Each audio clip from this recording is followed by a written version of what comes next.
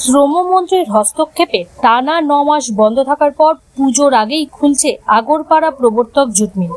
কাজ ফিরে পাচ্ছেন 1200 শ্রমিক, খুশি শ্রমিক মহল। রাজ্যে বিজেপি সরকার আসার পর একের পর এক কারখানা এবং জুট মিল খুলে যায়। শিল্পের শহর ব্যারাকপুরেও বহু বন্ধ মিলের তালা খুলতে দেখা যায়। ব্যারাকপুর শিল্পাঞ্চলের আরও একটি জুট মিল প্রবর্তক জুট মিল ইতিমধ্যেই খোলার নোটিশ পেয়ে গিয়েছে, আর তাতেই খুশির হাওয়া বইছে শ্রমিক মহলে। রাজ্যের শ্রমমন্ত্রী অর্জুন সিং জানান, আরও যে কটি জুট মিল খোলা বাকি আছে সেগুলো খুব শীঘ্রই খুলে দেওয়া হবে। প্রবর্তক জুট মিলে প্রায় 1200 শ্রমিক কাজ করেন।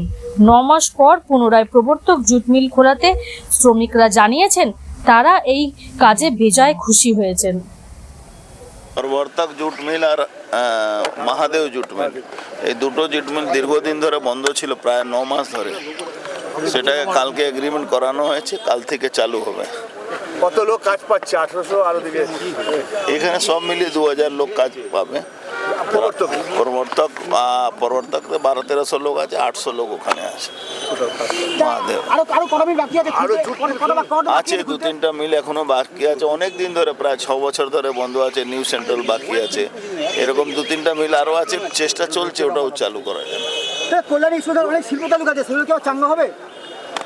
দেখুন, শিল্পর পরিবেশ তো আমরা বানাচ্ছি, আমাদের মাননীয় মুখ্যমন্ত্রী যে ভরসা দিয়েছেন, তো শিল্পপতিরা তো এখন আসছে, বড় বড় শিল্পপতিরা আসছে। আমার মনে হচ্ছে কিছু ভালো হবে বাংলার জন্য।